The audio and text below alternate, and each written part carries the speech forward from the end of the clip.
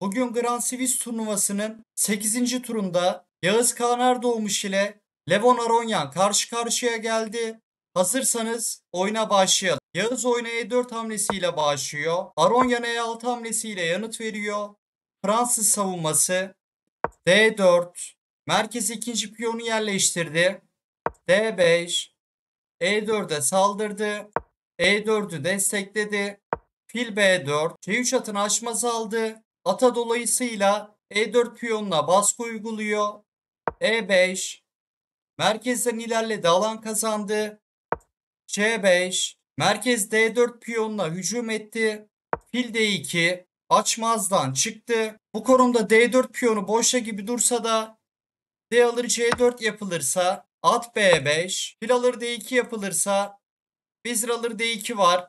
D4 piyon iki taş tarafından isek altında kalacak. Fil C5 ile piyon tutulmaya çalışılırsa B4. Fil A3 F8 çaprazını bırakırsa at D6. Şah çeker. Aronya'nın rokunu bozar. Nerede kalmıştık? Fil D2. At E7. E5 piyonu atın doğal gelişim karesi olan F6 karesini atın elinden alıyor. Aronyan roku hazırladı. A3. Açmazdan kurtulmak istedi. Fil alır C3. Fil alır C3. Yağız piyon yapısını bozmadan alışı fille yaptı.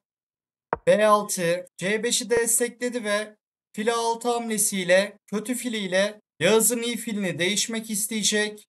H4. Şah kanadından alan kazandı ve saldırıya geçti. Fil A6. Fil alır A6. At alır A6. Aronyan piyon zincirinin gerisinde kalan kötü filinden kurtuldu. H5. İzin verilirse H6 ile şah kanadından ilerleyecek. H6. Yağız'ın H6 sürüşünü engelledi. At F3. Merkez piyonlarını destekledi. Kale C8. Kalesini C dikeyine getirdi. İstediği zaman D alır C4 ile C dikeyinden kalesini aktifleştirebilir. Vezir E2. Yağız kısa rok uzun rok opsiyonlarını elinde bulunduruyor. A6 atı tahtanın kenarında kaldı. At B8. G4. Yağız şah kanadı atağını G4 sürüşüyle perçinledi. Vezir D7. Fil D2. C alır D4. Gerilimi sonlandırdı. C dikeyini açtı. Fil B4. Yağız D4'ü almak için acele etmedi. Koyu renkli filin yokluğunda zayıflayan koyu renkli karelere baskı uyguluyor. Burada A5 ile fil kovulmak istenirse fil D6 karesine yerleşir. Kale C4. D4'ü destekledi. Kale G1. At A6. Fili alarak piyon yapısını bozmak istedi. B3. Kaleyi istedi. Aronya'nın kalesini kaçmaya fırsatı yok. A6 atı boşta kalır. D3. Tempo ile veziri istedi. Bu konumda vezir alır D3 yapılırsa kale E4 ara hamlesi var. Sonrasında at alır B4 ile Aronyan oyuna devam edebilir. C alır D3. Materyal dengeyi sağlandı. Kale istek altında. Kale C8. Kale istekten çıktı. Fil D6. Fil ileri karakola yerleşti. At C5. B4. Atı istedi. At B7 yapar. Fili isterse fil alır E7 hamlesi var. Sonrasında at B7 karesinden oyuna dönmekte zorlanır. At A4. At tahtanın kenarında pasif kaldı. Vezir D2. F6. Yağız'a alan üstünlüğü veren E5'e saldırdı. At H4. Fil alır E7 sonrasında at G6 ile ver veziri, ver kaleyi diyecek. E7'deki at oynarsa at G6'ya yerleşir. Aronyan bu çatal tehdidinden çıkmak için at C6 ya da kale G8 oynarsa taşlar arasında uyum kalmaz ve taşlarını aktifleştirmekte zorluk yaşar. Kısa rok bilgisayarın ilk hamlesi şahını güvenli konuma getirdi. Fil alır E7, vezir alır E7, at G6, vezir C7. Yağız bu kaleyi alırsa at alır F8. Aronyan vezir alır E5 hamlesiyle çatal atar ve kaleyi kazanır. Kaldığımız yerden devam edelim. Vezir C7, şah F1, vezir alır E5'in şah çekerek gelmesini engelledi.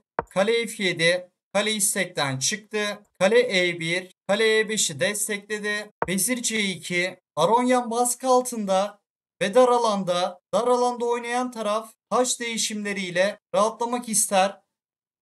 Bilgisayar bu konumda vezir al. Sonrasında e alır f6, f4 ile devam etmeyi öneriyor. Ama bunu görebilmek kolay değil. Kale e2, alışı Aronyan'a bıraktı. Vezir alır d2, kale alır d2, kale c3, a3'ü istedi. Şah g2, şahını güvenli alana aktarmak istedi. Birinci yataydan şah çekişleri engelledi. Kale alır a3. Aronyan bir piyon öne geçti ama atı tahtanın kenarında. Taşları arasında uyum yok. Kale e1, at c3, kale c2. Atı açması aldı. At oynarsa örneğin at b5. Yağız 3 hamlede mat eder. Kale c8, kale f8, kale alır f8, şah h7, kale h8. Nerede kalmıştık? Kale c2, d4. Atı destekledi. E alır f6, e dikeyini açtı. Kale alır f6, kale e4. Çift ünlem. D4'e yüklendi. At alır e4 yapılırsa 3 hamlede mat var. Yine aynı tema. Kale c8, kale f8, kale alır f8, şah h7. Kaldığımız yerden oyuna devam edelim. Kale e4, e5. D4'ü destekledi ama e5 piyonu boşta. Aronya'nın amacı kaleyi saptırıp en azından birkaç hamle de olsa D4'ü oyunda tutabilmek.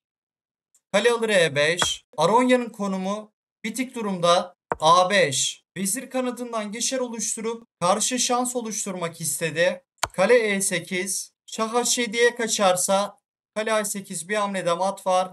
Şah f7. Kale e7. 40. hamleye az kaldı. 40. hamlede süre eklenecek. Şah g8. B alır a5. Kale alır a5. Kale e8. Şah f7. Kale e7. Şah g8 zorunlu. Kale d7. Yağız 40. hamleyi yaptı. Artık süre eklemesi yapıldı. Zaman baskısından kurtuldu. Ve d4'e yüklendi. b5. b4 ile atı sağlamlaştırmak istedi. Kale alır d4. Atı destekleyen d4'ü aldı. At burada kaçarsa örneğin at a4. Kale d8. Şah f7. Kale c7. Şah e6. Kale e7 ile Yağız mat ederdi. Kale alır d4 hamlesine geri dönelim. Kale alır d4. Kale a3. Atı destekledi. Kale c1. Şah h7. 8. yataydan şah çekişleri engelledi. Kale d8. Kale h8. Bir hamlede mat isteği var. Kale alır g6. Atı kırdı. Taş alır g6. Şah alır g6. Kale e1. Kale a7. Şah f7. Kale istedi. Kale b6. B geçerini arkadan tuttu. Kale c7. Şah f1. g6. Yağız kale dd6 geliyor. Ve Aronyan oyunu terk ediyor. 6. yatayda kalelerini çiftledi. Şah çekerek piyonları toplayacak.